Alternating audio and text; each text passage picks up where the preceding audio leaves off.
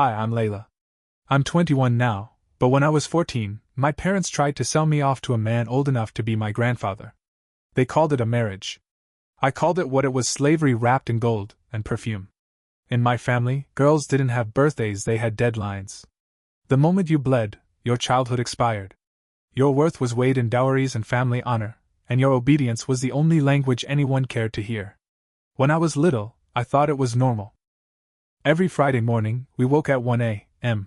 to prepare food for the men: fathers, uncles, brothers. We served them in silence. No eye contact, no speaking unless spoken to.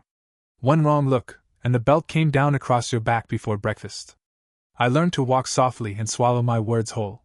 My mother was the strictest enforcer. She'd grab my chin while smearing whitening cream on my face and whisper, "You must be perfect, Layla. Soft hands, pale skin, downcast eyes." That's how a man chooses a wife. She wasn't cruel for fun, she was terrified of what happened to the girls who weren't chosen. I used to believe her until the day my cousin Muna was chosen. Muna was 13, thin and quiet, the kind of girl who made herself invisible. Her husband was 45 and already had 4 children, the oldest older than her. They held the ceremony in our living room, with candles and gold bangles that jingled like chains. By the time she turned 15, she was dead: kidney failure, they said. Everyone pretended it was natural, but I overheard the women whisper that she'd miscarried twice. That was the night I decided I would never bleed. I stopped eating properly. My mother thought it was vanity, but I was fighting biology. I'd read somewhere that girls needed body fat to start their period. So I starved. I hid food, poured milk down the drain, chewed ice instead of dinner. Every pound I lost felt like another month of freedom. But even starving couldn't hide me forever. When I was 12, a teacher noticed. Ms. Green, soft-spoken, cardigan kind of woman, pulled me aside after class. "Are you eating at home, Layla?" she asked. I lied, of course. I always lied. But while she stepped out to make copies, I saw something she'd left open on her desk, a pamphlet titled, "When Culture Becomes Crime." It had phone numbers, hotlines, laws. Words I'd never seen used to protect girls like me, words like coercion, underage marriage, abuse. I stole it.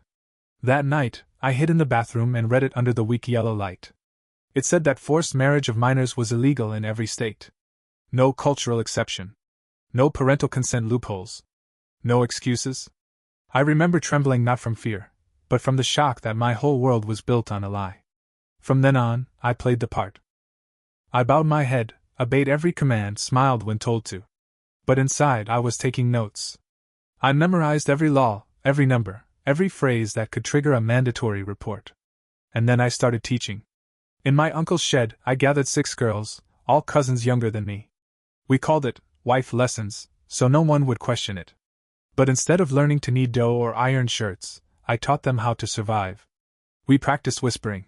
"They're forcing me to marry. I'm underage. Please help." For 2 years, it stayed secret. Until the day everything fell apart. The day my period came. It happened while I was serving breakfast, just a thin streak of red, but in my house, it might as well have been a blood oath. My mother screamed with joy, hugging me like I'd won a prize. Within 24 hours, my father had already chosen my husband. His name was Kamal. 48 years old. Wealthy. Twice widowed. Both wives dead before 25. I was 14. The wedding was set for 2 weeks later. And for the first time in my life, I decided I was going to run. I just didn't know yet how far I'd have to go or what it would cost me. I didn't sleep for days after they announced the engagement. Every time I closed my eyes, I saw Muna's face, how pale she looked the last time I saw her, lips cracked, eyes hollow. I was next, and I knew it. Kamal came to dinner that Friday. He wore a gold watch and a smile that didn't touch his eyes. While the men talked about dowry and purity, I stared at the floor, pretending I didn't hear the way he said, "I like quiet girls." That night, I made my first real plan. The shed meetings had given me a foundation, but escape wasn't just about running, it was about disappearing. So I started small. I began stealing coins from my father's wallet when he fell asleep watching TV. Just a few dollars at a time. Enough that he'd never notice, but enough to become something. I hid it inside an empty shampoo bottle under the bathroom sink. At school, I found every excuse to stay late. "Extra credit," I said. Really, I was using the computer lab to memorize shelter addresses and bus routes. I learned where the courthouse was, what forms I'd need for an emergency order, and how to request protective custody. But someone must have noticed something. Because the next Monday, my mother started checking my backpack before I left for school. "You're hiding something," she said one morning, her nails digging into my arm. "Who are you talking to?" "No one," I whispered, heart pounding. "Good. Keep it that way." The next few days were tense. I stopped meeting the girls in the shed. It was too risky. But one of them, Amira, slipped me a note during Quran lessons. "They're watching us. Anya's been questioned." That night, I overheard my parents whispering in the kitchen. "She's been corrupted," my father hissed. "Someone's filled her head with American poison." He wasn't wrong. Knowledge was poison to their control. 2 days later, CPS showed up at our door. One of the girls, maybe had reported something. My father smiled, charming as always, and lied his way through every question. "We are a proud but loving family," he said, hand on his chest. "Our daughter is happy. You can ask her." When the caseworker turned to me, I looked her straight in the eye and said, "Yes, I'm fine." Because my mother's hand was pressed to my back under my shawl, sharp nails reminding me what would happen if I didn't say the right words. After they left, my father's smile vanished. He turned on me so fast I barely saw it coming. A backhand across the face, the belt, the shouting. "You brought shame to this house." That night I couldn't move. My skin burned, my ears rang, and all I could think was, next time, I have to get out before they find me. I packed in secret for days, stashing clothes in a grocery bag behind the ceiling tile in the bathroom. I'd memorized every shelter address within 3 bus rides. The plan was simple: fake an illness on the morning of the wedding, lock myself in the bathroom, climb through the window, and run. But on the night before my escape, everything almost fell apart. My mother came into my room with a folded red and gold wedding dress. "Try it on," she said softly. Her voice wasn't cruel this time. It was something worse, gentle. Pleading. "This is for your own good," she whispered. "A husband protects you. You'll thank us one day." I wanted to scream. I wanted to tell her that Muna hadn't thanked anyone. That she'd died terrified and alone. But I didn't. I let her zip the dress halfway and watched her smile through tears, saying, "My beautiful daughter. Tomorrow, you become a woman." Tomorrow, I thought, I'd become a fugitive. When she left, I sat on the edge of my bed, staring at the window, the ceiling, the clock. 3 more hours until dawn. 3 more hours until freedom or death. And as the house went quiet, I heard my father lock the front door and slide the bolt. They were making sure I couldn't leave. They had no idea I'd already found another way. The house was asleep by 4 a.m. I could hear my father's heavy snoring through the thin walls and my mother murmuring prayers in her sleep. I slipped out of bed, heart hammering so hard I was sure it would wake them. The dress hung from the closet door like a ghost. I ignored it and pulled on the clothes I'd hidden: a plain hoodie and black leggings. My escape bag waited behind the bathroom ceiling tile, a change of clothes, a stolen $20 bill, and the shelter addresses written on notebook paper. I crept down the hall, every floorboard threatening to betray me. When I reached the bathroom, I locked the door and immediately climbed onto the toilet, pushing the ceiling tile aside. I grabbed the bag, tied it around my wrist, and whispered to myself, "Now or never." But before I could open the window, I heard movement, soft footsteps, too light to be my father's. My mother's voice, muffled through the door. "Layla? Are you awake?" Panic shot through me. I faked a groan. "Stomach hurts," I gasped. "Now? Before your wedding?" "I think it's food poisoning," I lied. Silence. Then the click of her tongue. "Don't embarrass us today. Get ready." "I just need 5 minutes," I said, forcing a moan. The handle rattled. "Unlock this door." "I can't. The door shook as she slammed her palm against it. "Layla." Then, from down the hall, my father's voice. "What's happening?" She shouted back. "She's sick." I used their argument to my advantage. While they bickered, I jammed the butter knife I'd stolen weeks ago under the painted window frame and began scraping. The paint cracked. A strip peeled away. The window creaked open an inch, then 2. The arguing stopped. And then came the sound that froze me solid: footsteps charging toward the door. "Break it down!" my father roared. I shoved the bag through the narrow window, hoisted myself up, and wriggled halfway through. My hips caught on the frame. I could hear the wood splintering behind me. "Come on," I whispered to my own body, twisting sideways. The door burst open as my legs cleared the window. I dropped 6 feet into wet grass. My ankle twisted with a sickening crunch, but I didn't stop. I ran barefoot, bleeding, dress shredded by branches. Dogs barked as I cut through neighbors' yards, motion lights flickering on one by one. By the time I reached the street, headlights flashed behind me, my cousin Omar's car. He slowed, shouting my name in Arabic. I ducked behind garbage bins, lungs on fire, praying he hadn't seen which way I went. The bus stop was 3 blocks away. I limped, half running, half crawling, every step leaving a bloody print on the concrete. When I saw the bus approaching, I waved frantically. The driver, an older woman with sharp eyes, hesitated only a second before opening the doors. "I don't have money," I panted. "Please. I just need to get downtown." A woman sitting up front stood and dropped coins into the fare box. "Sit down, sweetheart," she said softly. "You're safe now." I collapsed into a seat, trembling. Through the window, I saw Omar's car screech into the parking lot, too late. The woman beside me handed me tissues, no questions asked. We rode in silence for half an hour, until she pressed a $10 bill into my hand before getting off. "Whatever you're running from," she whispered, "don't go back." Downtown was just waking up when I stumbled into the courthouse lobby, barefoot and shaking. The clerk took one look at me and came around the counter. "Honey, are you hurt?" "I need an emergency protective order," I said, voice breaking. "They're forcing me to marry. I'm 14. That sentence changed everything. Security guards appeared. A judge was called from chambers. Papers were signed so fast my hands could barely keep up. By the time I walked back outside clutching that order, I wasn't just a runaway, I was a ward of the court. And for the first time in my life, I was nobody's daughter. The first thing they did was call Child Protective Services. The woman on the line sounded calm, professional, like this kind of thing happened every day. But to me, it felt like the world was ending. A social worker named Margaret arrived within an hour. Middle-aged, gray bun, clipboard thicker than a Bible.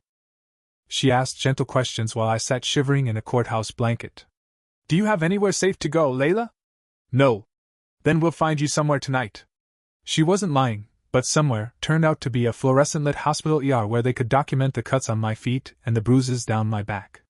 A nurse cleaned me up, whispering, "You're brave, honey." While I bit back tears because it didn't feel like bravery, it felt like betrayal. I couldn't stop shaking. The words "you're safe now" didn't sound real yet. Margaret made calls all night, searching for an emergency foster home. Everything was full. "Cultural cases," she muttered into her phone. "High risk of retrieval." I didn't know what that meant until the next morning, when I woke to find 2 police officers posted outside my door. "They can't take you back," Margaret said gently. "But they might try." That was the day Ms. Rodriguez appeared. She was my old teacher, the one whose pamphlet I'd stolen. When she walked in, I started crying before she even said a word. "Oh, Layla," she whispered, pulling me into a hug. "I should have locked that drawer sooner, or maybe I shouldn't have at all." She didn't let go of my hand once during the meeting.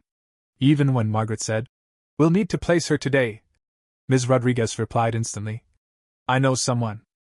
That someone was Theodora Whitman, a retired nurse who specialized in emergency placements for cultural violence cases. Her house was on the edge of the city, surrounded by a tall fence and security cameras on every corner. When we arrived, Theodora met us at the door with a firm handshake and eyes that saw straight through my fear. "You can lock your door from the inside," she said simply. "You're safe here." For the first time, I slept without listening for footsteps. But safety didn't last long. 2 days later, the doorbell rang before dawn. Theodora checked the monitor. It was my aunt and 2 cousins, holding food containers and fake smiles. "We just want to see her," my aunt called. "Her grandmother is sick. She should come home." Theodora didn't even answer. She just called the police and said, "Subjects from the protective order are at my property." They left before the patrol car arrived, but not before my cousin held up a handwritten sign to the camera: "We love you. Come home." I thought that would be the end of it. It wasn't.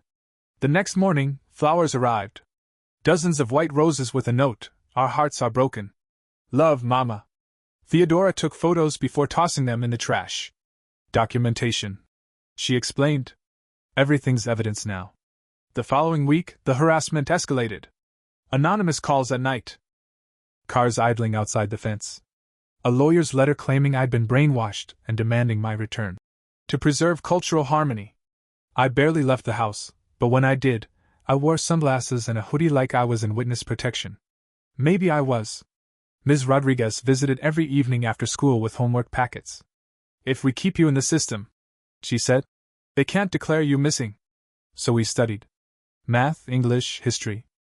But mostly, I studied freedom, how fragile it was, how easily it could be snatched back. Then came the court date. My parents were trying to overturn the emergency order. They'll be there. Patricia, my court-appointed lawyer, warned. You'll have to testify. I wanted to vomit. The morning of the hearing, I stared at my reflection, bandaged feet, hollow eyes, shaking hands, and whispered, "Don't let them win." The courtroom was full. My mother in silk. My father in his best suit. Their faces masks of concern for the judge. "My daughter is sick," my father said smoothly. "She's confused by Western teachers who don't understand our traditions." I stood and lifted my sleeve, showing the circular burned scars on my arms.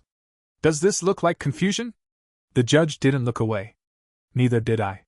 When the ruling came down, protective order extended indefinitely, my father's face finally cracked. "You are no daughter of mine," he spat. "I know," I said quietly. But that day, walking out of the courthouse with Theodora's arm around my shoulder, I realized something powerful. I didn't need to be anyone's daughter to belong somewhere. After the court hearing, my parents vanished, at least officially. But silence from my family was never safety, it was strategy. Theodora doubled our security. Motion lights stayed on through the night. She gave me a panic button linked straight to 911. "You're not paranoid," she said.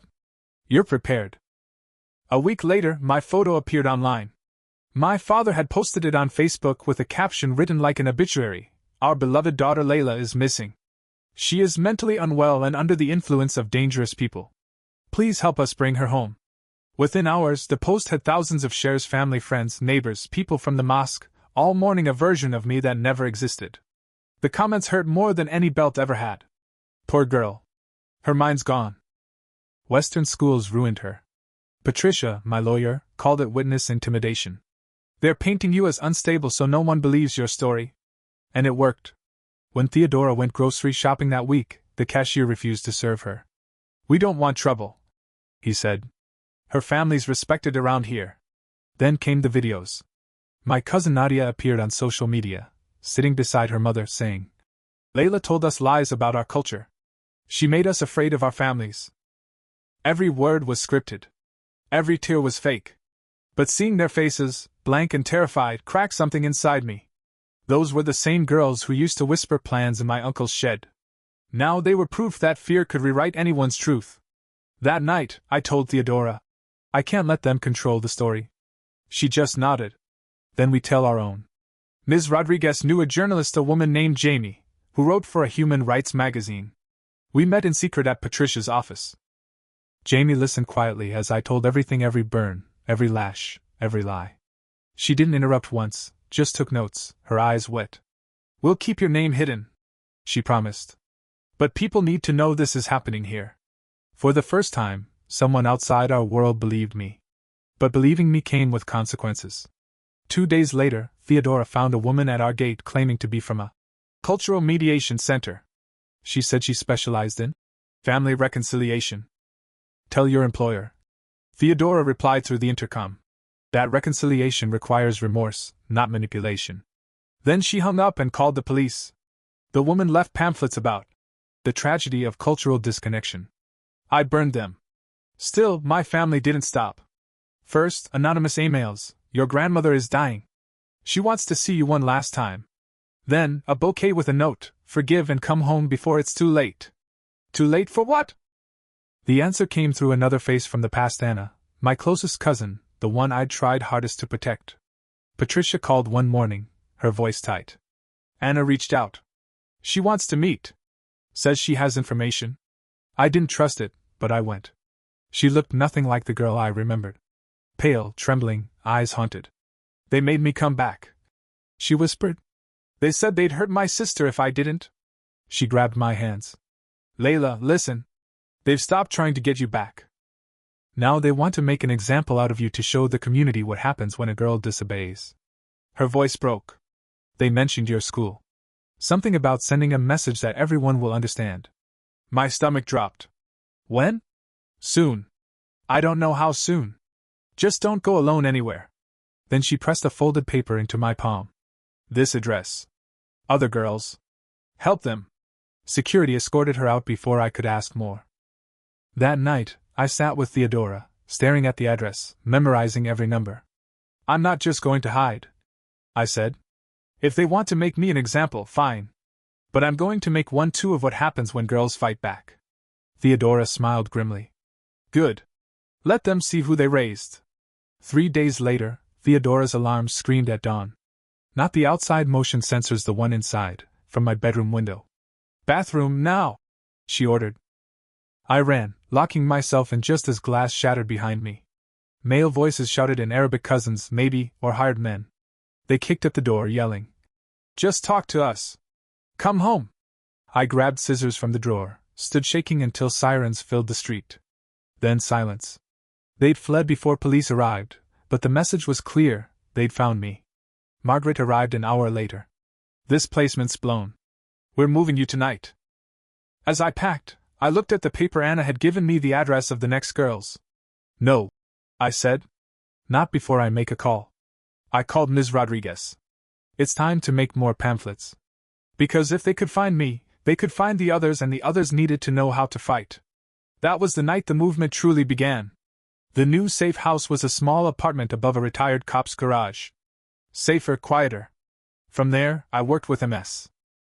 Rodriguez and Patricia to create notebooks, school books with hidden pages listing shelters, laws, trigger phrases for teachers. Within a week, 50 were distributed. Within 2, a girl showed up at a shelter holding one. Then another. Then 6 more. My father's lawyer tried to destroy me, claiming I was recruiting minors into rebellion. They filed fake charges: corruption of minors, interference with family rights. None stuck. But it didn't matter. The story was out. Jamie's article dropped early. It went viral. People all over the country read about the Freedom Network, a quiet underground of girls helping girls. That night, I got a message from Anna. 12 girls in 3 states have the notebooks. They're copying them. I cried. For once, not from fear but from pride. Weeks passed. My family disowned me publicly, my name erased from family trees. It was meant to break me. Instead, it freed me. More girls came forward. Shelters filled. The Freedom Network grew, run by teachers, nurses, and women like Theodora who refused to look away. The court renewed my protection order permanently. The judge said, "Your courage will protect others." Outside the courthouse, Fatima, the first escaped bride, hugged me. "You lit the fire," she said. "Now it spreads." And it did. Across schools, mosques, cities, tiny ripples of defiance whispering, "You have a choice." Sometimes I still wake up at night expecting the pounding on the door. But then I remember there's no door left for them to break through. They erased my name. But what I built will outlive theirs. Because they taught me silence. And I taught their daughters how to speak.